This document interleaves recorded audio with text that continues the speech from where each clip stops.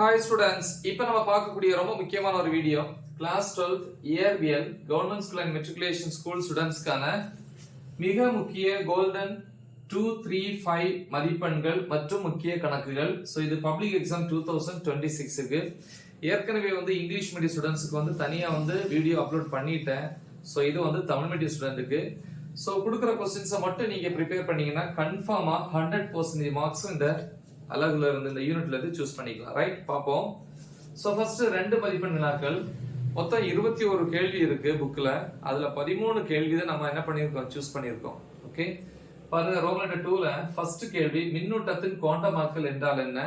இரண்டாவது கூலும் விதியின் வெக்டர் வடிவத்தை எழுதுக. 5வது கேள்வி அடுத்த புக்ல உள்ளதுல மின்புலம் வரையறு. 7வது கேள்வி மின்புல கோடுகள் ஒன்றே ஒன்று வெட்டி கொள்ளாது நிறுவுக. 8வது கேள்வி மின் இருமுனை மற்றும் மின் இருமுனை திருப்புத்திறன் வரையறு. இந்த ரெண்டுடைய வரையறையும் கண்டிப்பா எழுதணும். 10வது கேள்வி நிலை மின்னழுத்தம் வரையறு. 11வது கேள்வி சம மின்னழுத்த பரப்பு என்றால் என்ன. 15வது கேள்வி மின் பாயம் வரையறு. 18 மின்முனைவாக்கல் என்றால் என்ன. ஓகேவா. அடுத்து 19 மின்காப்பு வலிமை என்றால் என்ன. 20வது கேள்வி மின்தேக்கு திறன் வரையறு, அதன் அலகு தருக.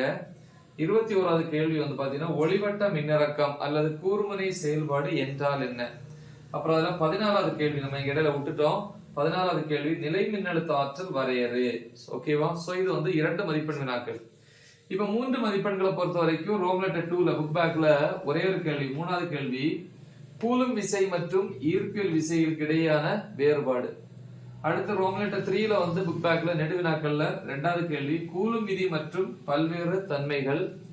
5வது கேள்வி பாத்தீங்கன்னா மின் இருமுனையின் மீது செயல்படும் திருப்பு விசையின் கோவை. 6 புள்ளி மின்துகள் ஒன்றினால் ஏற்படும் நிலை மின்னழுத்தத்திற்கான கோவை. 9 சீரான மின்புலத்தில் வைக்கப்படும் மின் இருமுனையின் நிலை மின்னழுத்த ஆற்றல். 10வது கேள்வி கூலும் விதியிலிருந்து காஸ் விதியை பெறுக. 17 இணைத்தட்டு மின்தேக்கியின் மின்தேக்கு திறனுக்கான கோவை. 18 இணைத்தட்டு மின்தேக்கியினுள் சேமித்து வைக்கப்பட்ட ஆற்றலுக்கான கோவை. இதுல ரொம்ப ரொம்ப முக்கியம் பாத்தீங்கன்னா, அதாவது கொஞ்சம் மீடியமா படிக்கக்கூடிய ஸ்டூடெண்ட்ஸ் இருப்பீங்க இல்லையா, அவங்க கண்டிப்பா இந்த கொஸ்டின்ஸ் எல்லாம் கரெக்டா படிச்சுக்கணும். 2, 5, அப்புறம் 8, 10, 15, அப்புறம் இந்த 4 கேள்வி. இது கொஞ்சம் ஆவரேஜா படிக்கக்கூடிய ஸ்டூடெண்ட்ஸ். 3 மார்க்ஸை பொறுத்த வரைக்கும் இது கண்டிப்பா படிச்சாகணும். அப்புறம் 5வது கேள்வி இதுல, அப்புறம் 6, 10வது கேள்வி, 17 முடிஞ்ச 18. இது சராசரியா படிக்கக்கூடிய ஸ்டூடெண்ட்ஸுக்கு. மற்றபடி நல்லா படிக்கிற ஸ்டூடெண்ட்ஸுக்கு நான் கொடுத்த எல்லா கொஸ்டினுமே ப்ரிப்பேர் பண்ணணும். 5 மதிப்பெண்களை பொறுத்த வரைக்கும் பாத்தீங்கன்னா ரோமன் லெட்டர் 3ல நெடுவினாக்கள்ல 4வது கேள்வி மின் இருமுனை ஒன்றினால் அதன் அச்சுக்கோடு மற்றும் நடுவரை கோட்டில் ஏற்படும் மின்புலம். சோ இதுல அச்சுக்கோடு நடுவரை கோடு ரெண்டும் தனித்தனியான 5 மார்க் கொஸ்டின். ஓகேவா. சோ அதான் முக்கியமான கொஸ்டின். அடுத்து 7வது கேள்வி மின் இருமுனை ஒன்றினால் ஏற்படும் நிலை மின்னழுத்தத்திற்கான கோவை மற்றும் சிறப்பு நேர்வுகள். 7வது கேள்வி. இது எல்லா கேட்டகரி ஸ்டூடெண்ட்ஸும் பார்க்கணும். ஓகே. சோ இப்போ அடுத்த கொஸ்டின்ஸ் பார்ப்போம். 5 மார்க்ல அடுத்த கொஸ்டின் நம்பர் 11 புக் பேக்ல ரோமன் லெட்டர் 3ல மின்னூட்டம் பெற்ற முடிவிலா நீளமுள்ள கம்பியினால் ஏற்படும் மின்புலம். சோ இது காஸ் விதியினுடைய முதல் பயன்பாடு. அப்புறம் 13th கொஸ்டின் மின்னூட்டம் சீராக பெற்ற ஒரு கோள கூட்டினால் ஏற்படும் மின்புலம். இது காஸ் விதியினுடைய 4வது பயன்பாடு. கொஸ்டின் நம்பர் 22 வேண்டிகிராஃப் இயற்றியின் அமைப்பு மற்றும் வேலை செய்யும் விதம். சோ இதுல 11th கொஸ்டின் 22 ரொம்ப ரொம்ப முக்கியம்.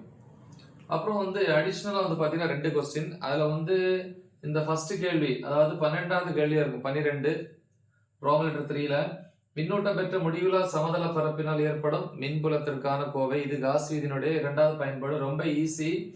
அதனால ஆவரேஜ் ஸ்டூடெண்டா இருக்கட்டும், டாப் லெவல்ல இருக்கிறவங்களா இருக்கட்டும், எல்லாருக்குமே இந்த கொஸ்டின் ரொம்ப முக்கியம்.